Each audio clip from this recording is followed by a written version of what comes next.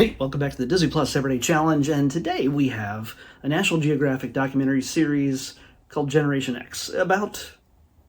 Whoa! Sorry, sorry. I don't think I've ever really done this before. I need to start over. I filmed an entire episode. But only after watching one episode, and now I have come back. And posting this really late, by the way, and I'm just going to redo the entire thing. I don't even know how long it was. It probably was like 10 minutes long or whatever, starting over, because once I started watching it, after I took a break and did my video, and then decided to keep watching. 6 episodes. This is from 2016. It's one season of Generation X. It's a docu-series, and each of the episodes are about 43 minutes long each or so. It's National Geographic. And yeah, this spoke to me. So yeah, I couldn't stop watching it. I am Generation X, and I fall somewhere dead center in the middle of 1961 to 1981. If you were born in those years, you're part of Generation X. And who cares? Why does it matter that you're Generation X? Well, you're somewhere between the boomers and the millennials. And, well, the boomers, they went to war. They survived wars. They created a status quo. They were able to buy houses. They raised families. And Generation X, well, we had the task of taking care of ourselves in many ways. And from there on, we kind of broke everything and then tried to fix it. In many ways, we did. In the span of our lifetime, it's still ongoing, obviously. I'm still here. Knock on wood. Excuse me. Oh my, no edits. Except for that one where I just jumped in here. But this series encapsulates everything about Generation X. The attitude of how we are seen and how we see ourselves. And it's not done in a chronological order. It's not like we start, we're 1960s to today. It is more broken down into themes and categories of politics, which is the final episode, this kind of piece right here, with Bill Clinton. There's a big focus on politics in the last episode. But the first episode, by the way, all of these narrated perfectly by Christian Slater, his distinct kind of raspy, sarcastic voice that he imbues in every one of his characters because it's his voice. It fits, it is the perfect choice to do this documentary. It's not a Walter Cronkite, which would have been the wrong generation, and it's not somebody bland. This is a guy who literally, even if it's all written, it's scripted what he says for the most part, but it sounds like him, or how you imagine he would be through the characters he's played over the years. And there's even one small clip where he has to actually make a comment about himself. So, from Heathers. So, and it doesn't. By the way, this documentary doesn't just focus on, wasn't Star Wars great? We love Transformers, right? How about that MTV? A lot of that stuff is focused on to a certain degree. I think the most. They don't focus on Star Wars, which is surprising. He makes a joke about it, but beyond that, it's not just about pop culture. It is about culture itself. It is about how we as Gen Xers were, whether we wanted to or not, changed the world. And yes, this is a very Americanized. I don't know of any other culture in America, maybe the UK, and the UK does trickle in here and there when it comes to punk rock and Margaret Thatcher. Those certainly are elements that come into play at some point in this documentary. But for the most part, I don't know if this generation thing is something that exists outside the United States. I don't know if people in Australia or India or Japan or South America even think of their generations the same way we do. So it's very American in how it's portrayed. So if you are Gen X and you want to see a mirror held up to your life and you want to go, oh, I remember that, or I kind of was like not paying attention during that, so that's what happened. Yeah, this is for you. This is sort of meant to really put things in focus. This is, by the way, this is 2016. This is before our current reality got really weird. And yeah, I won't go into that, but what's to come after 2016 is not mentioned in any way whatsoever, because there's no way to know. There's no way to know by the time this thing was released that it would be different. So a lot of the things they talk about, whether it comes to, religion, music, women's rights, certain things like that, like Roe v. Wade and birth control, or MTV and Rock the Vote, or, I mean, it goes even to Hurricane Katrina, the Rodney King situation. and the situation, like, that's a nice way of putting it, and the LA riots. There's even OJ, who just passed away last week.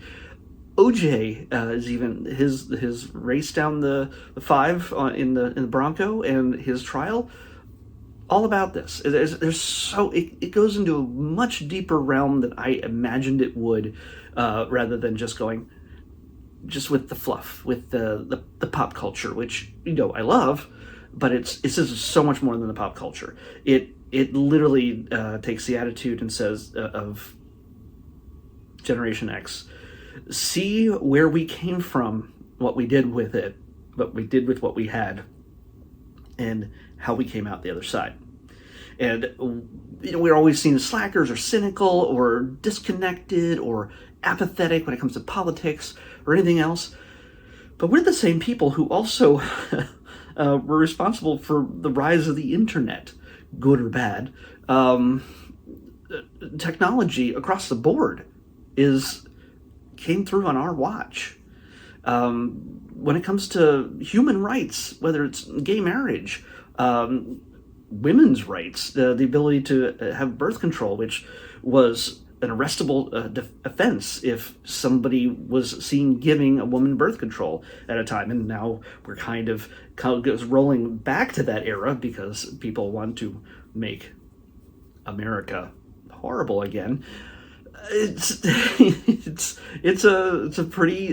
covers a lot. It covers some things that I think, even if you're not Gen X, you might find it interesting. It's a history lesson in many ways. It's National Geographic. It's a documentary, but it's fun. It's fun in many ways because, again, the humor that comes through Slater's voice is prevalent throughout. The sarcasm, we're not going to take any of your BS, which is said at the beginning of nearly every episode. There's a lot of talking heads in this. Many you will recognize, some you may not. Kevin Smith, of course, shows up in this throughout, and he never lacks for something to say. He puts his 2 cents in on a lot of topics, but mostly filmmaking, the creation of Clerks, the democratization of the movie-making culture, how the indies suddenly rose to not be indie anymore.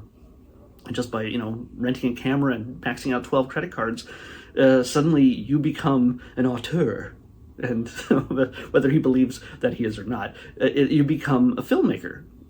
And it's not through the studio system, even though the studios eventually bought his stuff and now also keep him from releasing some of it. But thank you, Harvey. But yeah, I say honestly, if you can handle the flashback, there's a lot going on here. And it's a weird collection of people that, you'll get Molly Ringwald, obviously, showing up in this, but you'll also get Sarah Palin. It's not like one side or the other, especially when it comes to the politics stuff. There is one side or the other when it comes to humanity, treating people with human decency, but when it comes to politics, they're not one-siding it or the other. It's sort of saying, this is what we had in 2008. We had a black man and a woman, which would have been unthinkable in 1961 when the earliest of us were being born. It was always old white men. It's all white men right now, but we're gonna hopefully have a chance to change that at some point. Maybe. Or we're doomed. Either way, this documentary is, honestly, I learned a lot about, it was reminded, let's just say, I learned some stuff, but there's some stuff that I just had to be like, oh my God, that did happen. Yeah. And there's some stuff I was way too young for, or wasn't alive for, and there's some stuff that, I remember every single thing, from Kurt Cobain's death, the rise of MTV, just most of it's pop culture stuff, of course, that sticks in your brain a little bit harder than most things. But this is highly recommended. That's why I went all 6 episodes and refilmed this entire episode. And the old version might have been better, but I had to tell you about the whole thing. Just so we're gonna clear, I'm gonna go through them real quick. Alternative goes mainstream. That one pretty much talks about it's the widest span right off the bat of where we came from, what we became due to our circumstances, and where we're going because of who we are, because of all of it. Second one, we don't like the government. We tend to not be trusting of the government because we saw Nixon. We saw a lot of stuff come out that the government lies to us. Yeah, we're not very trusting of the government in most cases. That's pretty much focused on, and you get the reason why. You get the reason why. Geek technology. You get to see everything that went into it. You realize that Jeff Bezos, one of the richest men in the world, is a Gen Xer who created Amazon. Yeah, you get to see him with hair in this one. Don't think we see Elon, but yeah, who cares? There's just we get to see the people who create, Pac-Man, Nolan Bushnell, and everything else. You get to see how gaming put technology in the hands, made technology something that we could connect to, and connected us to each other. Oh, chat rooms? AOL? People falling in love? Yeah, that's a thing. That's us. The power disruption, all the economic disruptions, the gas crisis in the 70s, the financial crash in 1987, all these things come into play. Whether we, as at the time I was in high school, it's not like we're just like, do I care about the crash? How does that affect me? I don't invest. This puts things in perspective in ways I didn't realize before. All the junk bond stuff with milk and everything. Family reorganized, reimagined between gay rights, and you get to see where it came from, how it started, and where we are now, and everything that had to happen in between. Whether it was Stonewall, the marches, and everything else that made gay rights a thing where people early on were seen as monsters, and now they're seen as humans. And I know that seems like a really strange thing to say, but yeah, it wasn't that long ago. And it happened. That change happened on our watch. Because you know what? The family a lot of us had didn't really exist too great, because our parents, for the most part, got divorced and went their separate ways. And we got to let ourselves into the house each day after school and make our own lunch or dinner and just watch a lot of cartoons. So yeah, it puts an impression on a young life. Then we get the politics, and that is very much everything from here to the UK and back, and how things change, how we expected things to be. Actually, how we didn't expect things to be. We did things that the generation before us would have never considered. Putting a black man in the White House. Even allowing a woman who couldn't even get her own credit card until a certain point in the 70s without having a man sign for her. A woman who could not have control of her own body until the 70s. And then lost it just a couple years ago. Those things were impossible. And she's running for vice president with an old white guy. But still, it's a step. And it all happened on our watch. For good or for bad. There's a lot of stuff, a lot of bad stuff, a lot of fantastic stuff. Katrina is mentioned as how we really dropped the ball on that. Surprisingly, there's not a whole lot of mentions 9/11. It doesn't focus on that. We get to see some tower shots, but I don't think there's a big conversation about that in this. But for the most part, this is really enjoyable. It's not a drudgery type of thing. It's not a documentary where like, I'm going to learn something now. No, it's actually fun. And Slater's a big part of that. So thank you for Christian for doing that. So highly, highly recommended. Now, since I already did this episode previously, I already picked tomorrow's episode, and it's Queens. That is a documentary. I haven't watched it yet. I'm going to watch it soon after this for tomorrow. Queens is a documentary as well, narrated by Angela Bassett about it's a docuseries about the female animal queens of Africa, like elephants and lions and stuff. That's what we're watching. I'm going to watch one episode. We'll take it from there. So Queens is what we're watching next on the Disney Plus Everyday Challenge. I'll see you back here tomorrow with that.